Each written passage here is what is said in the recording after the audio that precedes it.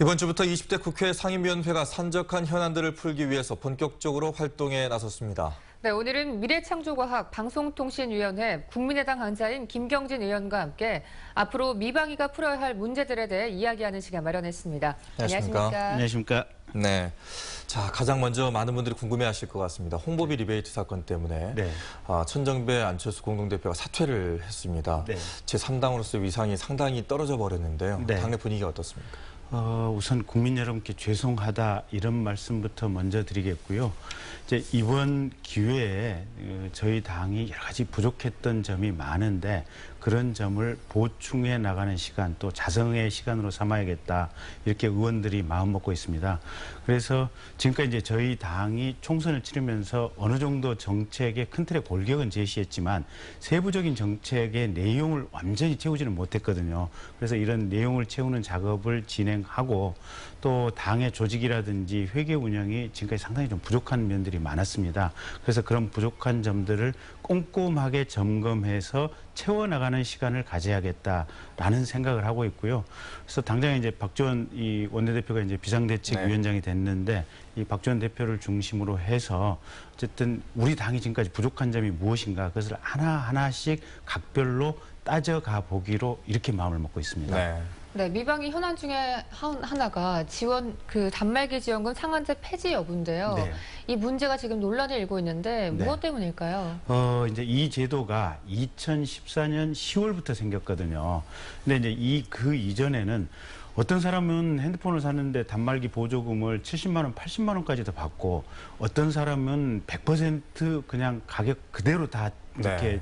주고 핸드폰을 구입하는 경우가 있어서 핸드폰 소비자들 사이에 이 보조금을 받는 것이 워낙 격차가 크고 천차만별이다 보니까 이 단말기 유통구조 개선법이 생겼는데 그러다 보니까 이제 이 법상 받을 수 있는 이 보조금의 상한이 34만 5천 원으로 딱 묶여 있습니다. 그래서 네. 오히려 전 국민이 너무 적게 보조금을 받는 것이 아니냐 이제 이런 비판 때문에 이 법을 빨리 폐지해야 된다 이제 이런 논란이 있었는데 네. 그럼에도 불구하고 이 법이 가지는 일정 정도의 장점이 있습니다. 그래서 시장의 유통 구조가 안정이 되고 또 뭐랄까 보통의 소비자에게 상당한 이익이 돌아가는 것은 사실이기 때문에 결국은 정부 내에서도 다시 논란 끝에 이 제도를 내년 9월까지는 그대로 유지하기로 잠정적으로 합의를 한 상태입니다. 네. 또 하나가 이제 기본 요금이거든요. 네. 이동통신망은 이제 구축된 지가 너무 오래됐는데 네. 이거 언제까지 기본 요금을 내야 되는 네. 건가? 이 얘기도 있어요. 그러니까요, 이게 사실은 핸드폰이 요새 이제 우리의 뭐랄까 우리 몸의 옷과 같은 정도로 아주 필수적인 존재인데 그렇죠. 실은 이제 기본료를 그만 내도 될 때가 아닌가라는 의견들이 광범위하게 있고요. 이제 저희가 이동통신 회사의 수익 구조를 분석해 보니까 연간 총 매출이 약 22조 정도 되고, 근데 최근에 이제 단말기 유통구조 개선법 때문에 이 이동통신사의 이익이 연간 한 1조 원 이상 이렇게 추가로 증가를 했더라고요. 네. 그러다 보니까 이제는 기본료를 폐지해도 될 시점이 아닌가. 이쪽으로 지금 의견이 모아가고 있는데 어쨌든 저희 미래과학방송통신위원회에서 조금 더 논의를 해서 최종적으로 이 부분에 대해서 결론을 내겠습니다. 네. 네, 최근 또 네이버와 다음 등 포털 사이트에 대해서 공공재적 성격을 강화해야 된다라고 네. 말씀하셨는데요.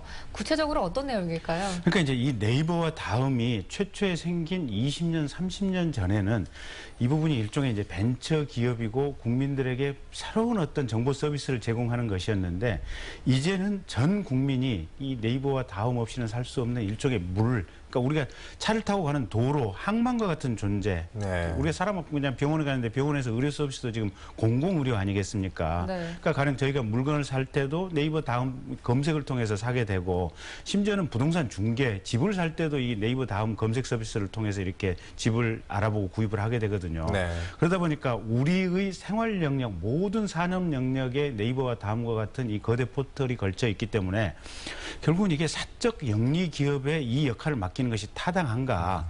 이제는 포털 서비스도 국가가 어떤 공공재로서 국민에게 제공해야 된다. 이렇게 철학의 변화가 필요한 시점인 것 같고요. 네. 그래서 근데 국가가 직접 제공하다 보면 일종의 국가에 의한 정보 독점의 문제가 생기다 보니까 국가가 돈은 출연하되 운영은 독립적으로 하는 어떤 공적 서비스로서의 포털 사이트를 새로 만들어서 무상 내지는 아주 저렴한 비용에 국민들에게 이 포털 서비스를 제공해야 될 시점이다라는 어떤 이 철학적인 바탕으로 이 안이 지금 논의가 되게 된 것입니다. 그 고민도 충분히 해봐야 될 것 같습니다. 뉴스를 네. 포함한 모든 정보들 거기서 네. 많이 받고 있거든요. 예, 그렇습니다. 네. 자, 끝으로 야3당 초선 의원들이 이 모임을 하나 만들었다고 하는데 어떤 네. 모임이고 또 어떤 의도로 만드신 건지.